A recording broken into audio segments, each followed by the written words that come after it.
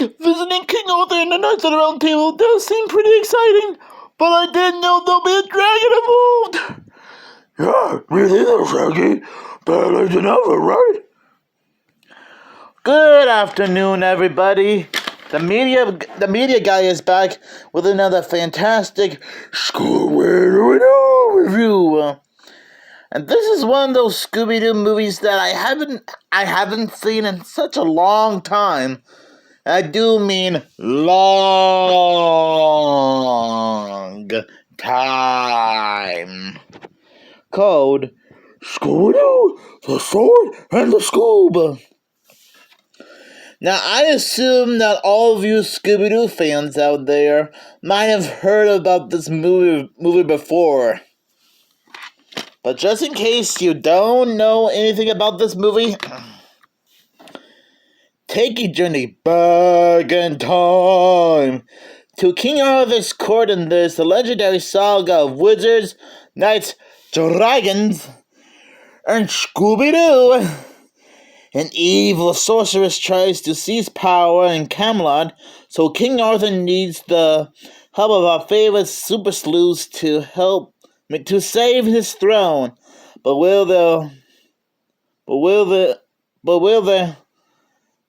valiant efforts only make things royally worse? This new original movie serves up laughter on a platter, and Scooby and Shaggy are ready to dig in. So I'm guessing, in a nutshell, Mystery Inc. got sent back in time to the days of King Arthur and have to battle the evil sorceress Morgan LaFay. Now, I'm not gonna lie, this is like one of those movies I remember seeing, but I haven't watched in a long time. I mean, I do remember this movie fondly, but I did mention a moment ago that I haven't seen this movie in such a very long time. And so, I actually think this movie is, just okay. I mean, it's not a great movie, but it's definitely not the worst movie ever. I just think this is like an okay movie. It has an okay premise with a beginning, middle, and end. The animation's still okay. Scooby and the gang are still recognizable. And I do like the idea of Scooby and the gang time traveling to the days of King Arthur and the Knights of the Round Table, but not really. You guys would have to watch the movie for yourselves to know what I'm talking about. Or at least watch other people on YouTube like JB and Millie talk about this movie. Just to get an idea of what I'm trying to say here. I actually find this to be an okay movie. Yeah, I know it's not like a great movie. Some people would have some people will point out some flaws in this movie, like Velma being rational about time traveling. And yeah, I will address the elephant in the room that some of you might have already known about this, but just in case you haven't, this was actually meant to be like a trilogy, being like the third film in the trilogy of certain Scooby-Doo continuations. The first being Scooby-Doo and the Curse of the 13th Ghost, followed by Return to Zombie Island. But guessing there was some scheduling conflicts or last-minute changes. So instead, Happy Halloween Scooby-Doo, which I previously covered before, ended up being the third film in this so-called trilogy. And I'm guessing this is more like, I'm not sure if this is technically a prequel or something, but whatever. Yeah, you guys are probably confused as to what I mean. But trust me, you probably know what I'm talking about. But aside from that, this one is like one of those decent Scooby-Doo movies that I can really have a bit of a fun time with.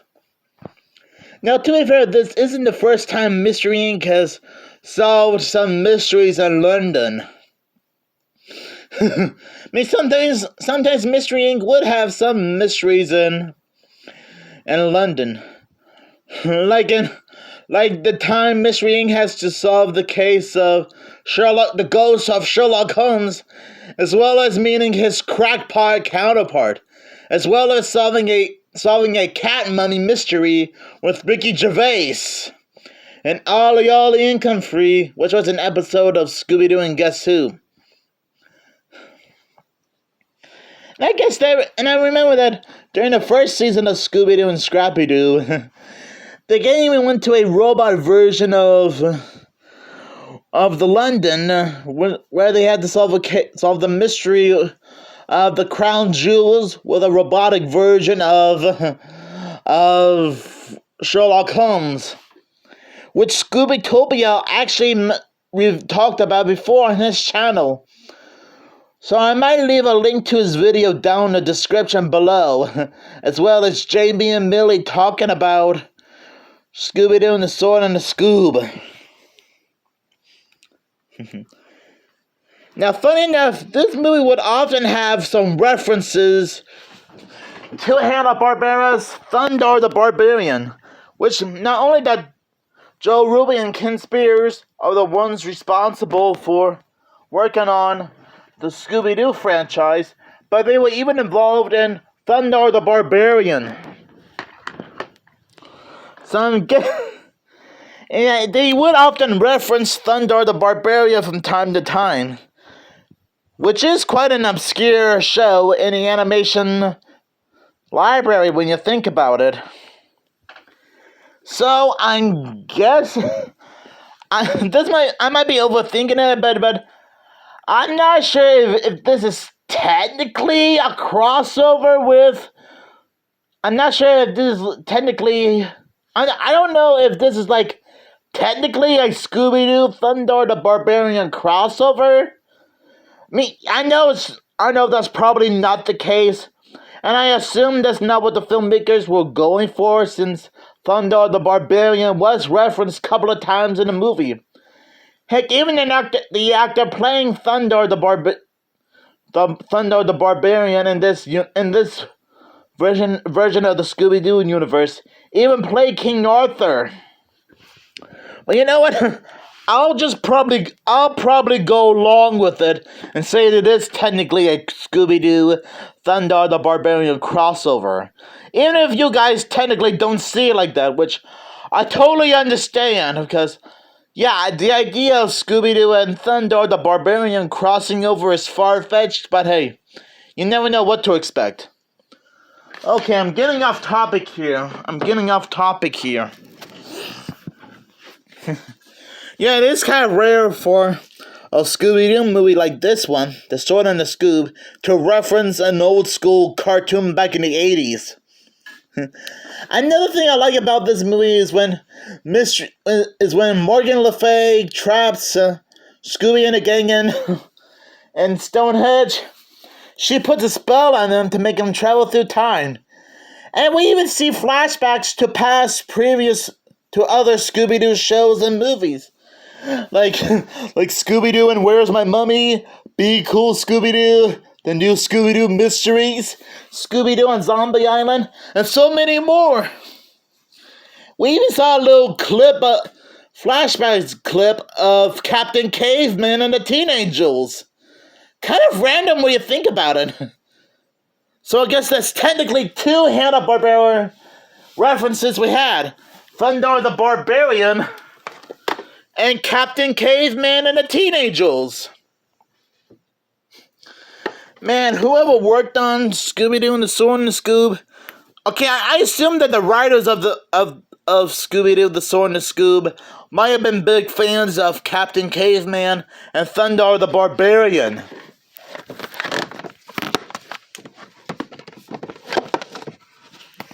Might seem far-fetched, but hey, you never know.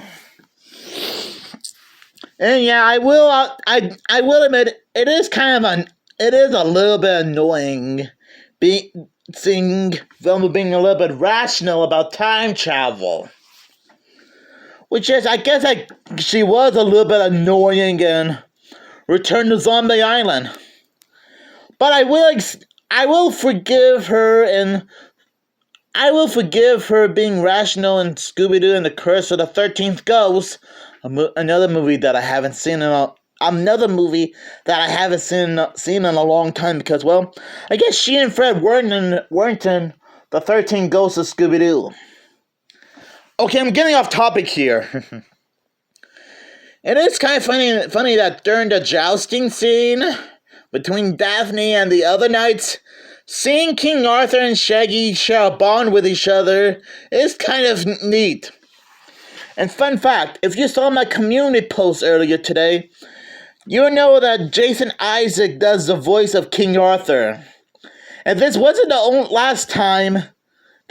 first time he was involved with a Scooby-Doo movie, since he previously voiced Dick Dastardly in the movie Scoob, another movie that I defend, which came out 1 year earlier. So I guess Jason Isaac was involved with 2 different Scooby-Doo movies.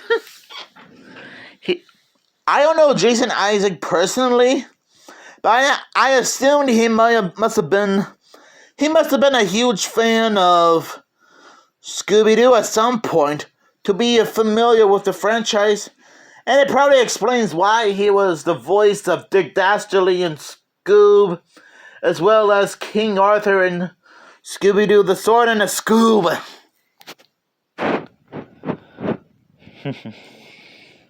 And it's also pretty cool to know that Shaggy had some ancestors in a little village in the United Kingdom. You know, I think Scooby-Topia should probably do a deep dive into Shaggy's family tree, since he already did the same thing with Scooby-Doo's family at some point. So, despite some of its flaws, Scooby-Doo, the Sword and the Scoob is kind of a guilty pleasure in my opinion. Might not be a great movie compared to some of the other ones that came out before and after this one, but I can still have a lot of fun with it. So I'll give this movie 3.5 Excaliburs out of 5. 3.5 is not a bad score. Oh yeah, I almost forgot to mention that Maxwell Adams did come back to be the director and producer of the movie. Yeah, Maxwell Adams is the producer of the movie. And was he? Oh yeah, and he's also the director too. So I guess Maxwell Adams worked on this and Happy Halloween Scooby-Doo. So I guess that technically means he was reunited with Greg Delisle Griffin twice in a row, since the 2 of them technically did work on The Grim Adventures of Billy and Mandy and Evil Con Carne. I almost forgot to bring that up. Thank goodness I did mention it.